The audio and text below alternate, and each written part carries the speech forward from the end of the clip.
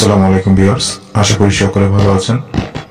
আজকের যে ডিজাইনটি দেখাচ্ছি আপনাদেরকে, এই বাড়িটি কিভাবে ফাউন্ডেশনটি করা হচ্ছে এবং সবকিছু সহকারে অল্প খরচের ভেতর কিভাবে আপনি সুন্দর একটি বাড়ি নির্মাণ করতে পারবেন, তো এই সকল বিষয়গুলো এই ভিডিওর ভেতর আলোচনা করব এবং এই বাড়িটি সম্পর্কে খরচের হিসাব এবং দৈর্ঘ্যপ্রস্থ স্কোয়ার ফিটের হিসাব বিস্তারিত সবকিছু জানিয়ে দিব।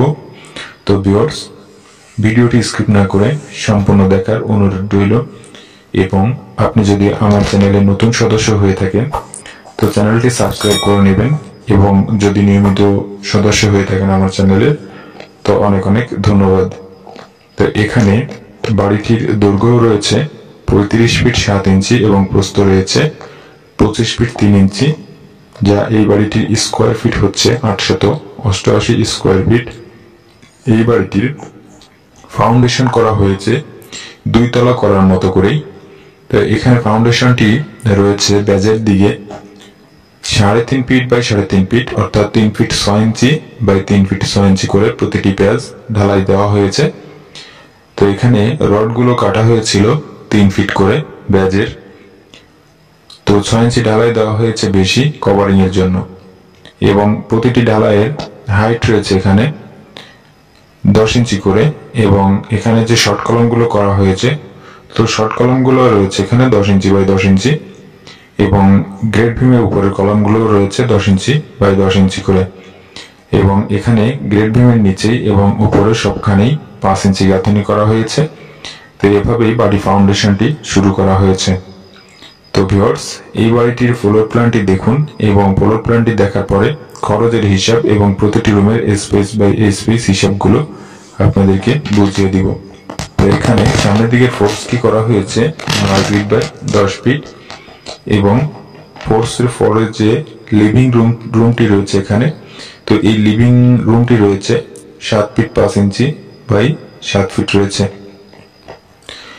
এবং এখানে ডাইনিং এবং ড্রয়িং দুটির জন্য এই রুমটি রয়েছে 11 ফিট বাই 10 ফিট এবং এখানে যে মাস্টার বেডরুমটি করা হয়েছে এই বাড়িটির, তো মাস্টার বেডরুমটি রয়েছে এখানে 11 ফিট বাই 12 ফিট এবং এখানে অ্যাটাচড যে বাথরুমটি করা হয়েছে তো এটি রয়েছে 4 ফিট বাই 7 ফিট।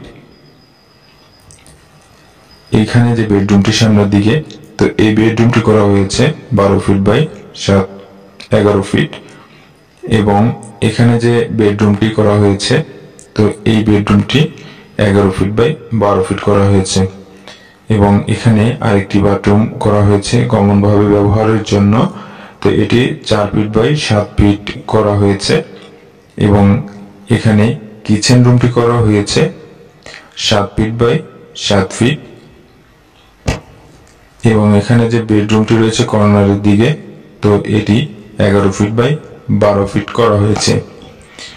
তো এই বাড়িটির দৈর্ঘ্যের দিকে দেখেন 35 ফিট 7 ইঞ্চি এবং প্রস্থের দিকে রয়েছে 25 ফিট 3 ইঞ্চি, যার মোট স্কোয়ার ফিট রয়েছে 888 স্কোয়ার ফিট। তো এটি যদি আপনি শতকে ভাগ করেন তো হবে 2.03 শতক এবং যদি এটি কাঠায় হিসাব করেন তো এটি হবে 1.23 কাঠা জায়গায় বাড়িটি করা হচ্ছে। তো ভিউয়ার্স, আপনি যদি 2 তলা ফাউন্ডেশন বাড়ি করতে চান তো সেই ক্ষেত্রে আপনি খরচ কমানোর স্বার্থে আপনি 12 মিলি রড ব্যবহার করতে পারেন। তো 2 তলার জন্য 12 মিলি রডে কোনো সমস্যা হবে না এবং কোনো প্রকার প্রোটেকশনের জন্য কমতি পড়বে না। তো অনেক সময় আমার কাছে প্রশ্ন করে থাকেন অনেকজনেই, তো 12 মিলি রড দ্বারা কিভাবে সম্ভব এবং ঝুঁকি নেওয়া সম্ভব হবে কিনা।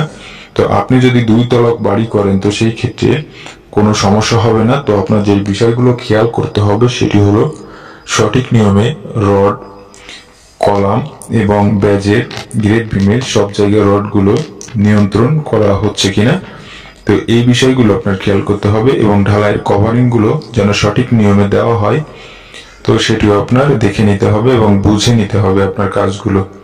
তো আপনি যদি সঠিক কাজ জানা মিস্ত্রি দ্বারা আপনার বাড়িটি নির্মাণ করেন তো সেই ক্ষেত্রে সঠিকভাবে আপনার বাড়িটি কমপ্লিট করতে পারবেন। তো এখানে কোনো ঝুঁকি থাকার কথা নয়। তো এভাবেই বর্তমান সময়ে 2 তলা এবং 3 তলা বাড়ির জন্য ঝুঁকি নেওয়া হচ্ছে। তো সেই ক্ষেত্রে আপনার 2 তলা বাড়িতেও কোনো সমস্যা থাকার কথা নয়। তো আপনার ব্যাসটি ঢালাই দেওয়ার আগে যথেষ্ট পরিমাণ খেয়াল রাখতে হবে, যেমন ধুলাবালুর দিক থেকে। তো এখানে ব্যাজের ভিতর গভীরতা প্রয়োজন যদি হয় আপনার 4 ফিট গভীরতা করার, তো সেই ক্ষেত্রে আপনি এখানে আরো 6 ইঞ্চি গভীরতা বেশি করে নেবেন, কারণ সেই 6 ইঞ্চি ভরাট করবেন ধুলাবালু দিয়ে এবং পানি দিয়ে সুন্দর করে ভরাট করে তার উপরে আপনি ইটের সোলিংটি বসাবেন এবং সোলিংটি বসানোর পরে আপনি ব্লক দিয়ে ঢালাইটি দিবেন। তো সেই ক্ষেত্রে ব্লক দিয়ে ঢালাই দিলে আপনার নিচের দিক থেকে ব্যাজের নিচের দিকের কভারিংটিও সঠিকভাবে হবে এবং সাইডের কভারিংটি আপনি সবসময়ের জন্য শাটারিং এর মাধ্যমে করার চেষ্টা করবেন আপনার মিস্ত্রি দ্বারা। তো এখানে সাইডের কভারিং গুলো অনেক সময় শাটারিং দ্বারা করে না গ্রাম অঞ্চলের কাজগুলো, যার জন্য ঝুঁকিতে থেকে যায়। তো এখানে মাটির সঙ্গে ফিক্সড করে ঢালাইগুলো দিয়ে থাকে, তো এটি করা যাবে না। তো আপনার শাটারিং এর মাধ্যমে ঢালাইগুলো কমপ্লিট করতে হবে। এবং আপনার এখানে যে কলামগুলো নির্মাণ করা হচ্ছে, তো কলামগুলো তৈরি করার জন্য এখানে সবসময়ের জন্য লোহার যে কলাম, লোহার যে ফর্মা, তো এগুলো ব্যবহার করা হচ্ছে। তো সেই ক্ষেত্রে আপনার যথেষ্ট পরিমাণ জার্কিং এবং ভাইব্রেশনের মাধ্যমে ঢালাইগুলো সুন্দরভাবে গাদিয়ে নেওয়া হচ্ছে। তো আপনার বাড়িটি সেভাবে করতে পারছেন কিনা এটি আপনার খেয়াল করে কাজ করাতে হবে। তো এই সকল বিষয়গুলো আপনার জেনে বুঝে বাড়ির কাজটি যদি শুরু করেন, তো সেই ক্ষেত্রে ঝুঁকি থাকার কথা নয়। এটা মনে রাখবেন, আপনার বাড়ি করার জন্য যথেষ্ট পরিমাণ যত বড় ইঞ্জিনিয়ার দ্বারা নিয়ন্ত্রণ করেন না কেন, এটি মাথায় রাখতে হবে আপনি নিজেই নিজের বাড়ির জন্য ইঞ্জিনিয়ার। তো আপনি যতটুকু জানবেন আপনার ততটুকু প্রয়োগ করবেন। তো সেই ক্ষেত্রে আপনার বাড়ির মিস্ত্রি সঠিক কাজটি দিতে বাধ্য থাকবে। এবং যদি আপনি ইঞ্জিনিয়ার দ্বারা নিয়ন্ত্রণ করেন, তো সেই ক্ষেত্রে হলেও ইঞ্জিনিয়ার কিছুটা হলেও হয়তোবা তার সময়ের ব্যবধানে বা যে কোনো কারণে সবসময় উপস্থিত থাকতে পারবে না। তো সেই ক্ষেত্রে আপনার জেনে নিলে কাজটি আপনি সঠিক নিয়মে করাতে পারবেন।